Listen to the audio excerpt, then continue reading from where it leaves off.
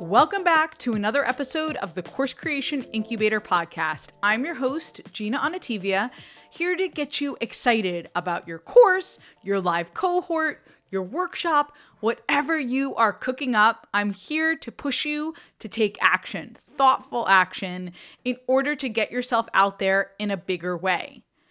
Now, talking about getting yourself out there in a bigger way, today I want to talk a little bit about branding and how branding connects to your business growth and your next stage in terms of where I want you to go.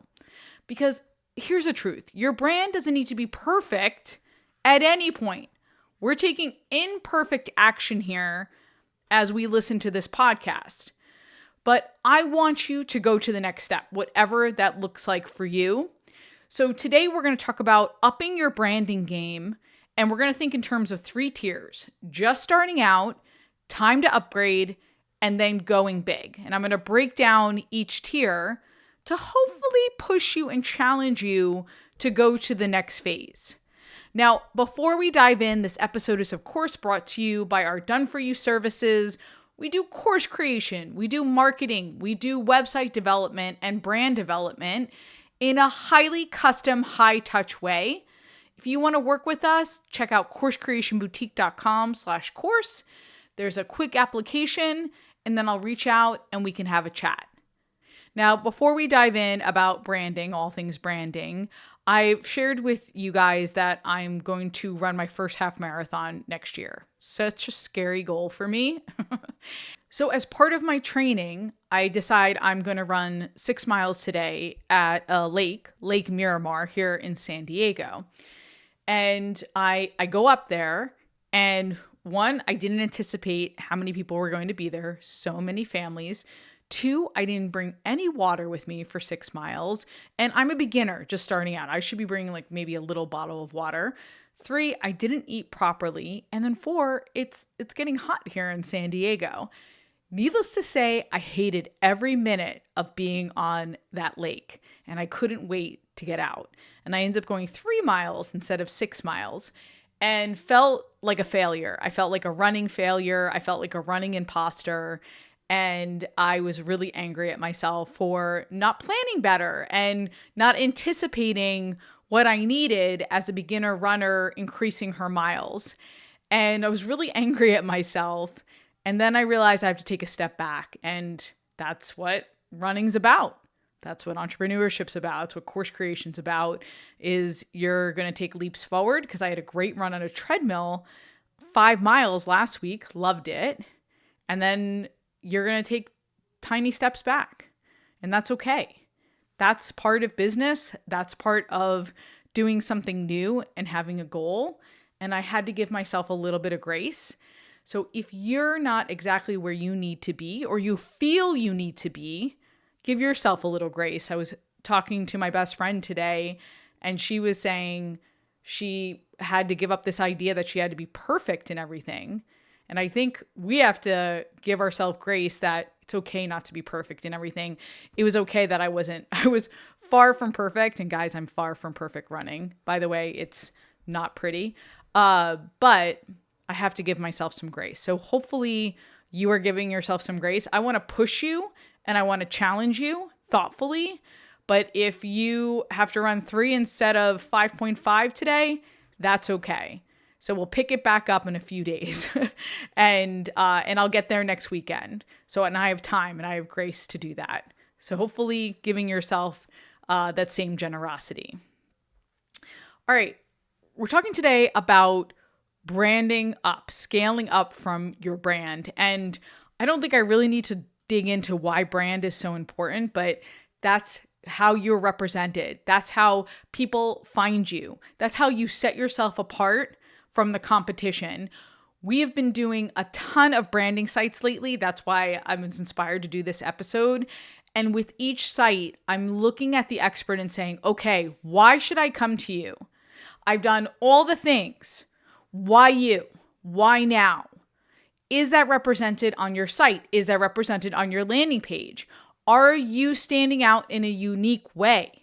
Is it because of who you serve and you have a truly niche audience? Is it because of your approach? Is it because of your track record that you stand out above the rest? Is it social proof because of who you've partnered with?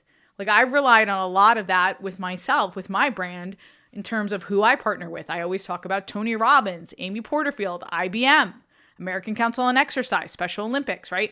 I'm always talking about my special proof to help me stand apart.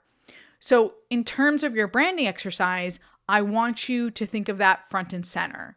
It could be your story. I've been doing a lot of branding exercises, bringing in personal story. I love that. We do that as part of our Done For You. How are you standing out? How are you positioning yourself as special?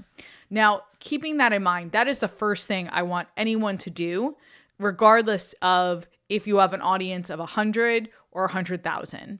If you're listening right now and you feel like you're not standing apart because of this, I want you to think, what makes you unique? Do I need to take a step back and do a branding exercise right now? So if we're thinking in terms of tiers and tiers of branding, I want to do tier 1 as you're just starting out. Maybe you're leaving the coaching or consulting space. Maybe you're leaving a 9-to-5 and you're kind of pivoting your expertise and going out there. We have a client who's doing that right now. She just released a podcast, a really powerful podcast. So if that's the case, you might want to consider, say, a Wix or a Squarespace. You do not need a $20,000 website or a $50,000 website. You may not need a custom brand strategy. You might just need something that's clean, functional, and fast to launch. So many times, listen to me, do I see entrepreneurs who are 6 months out, a year out from getting a website. I have a friend who literally has paid somebody to get the website done, and she's sitting on it right now because she hasn't made the time to do it. Now, on one hand, she's already getting the work. So the website sits on the back burner. But on the other hand, it's your asset, right? It's your home base.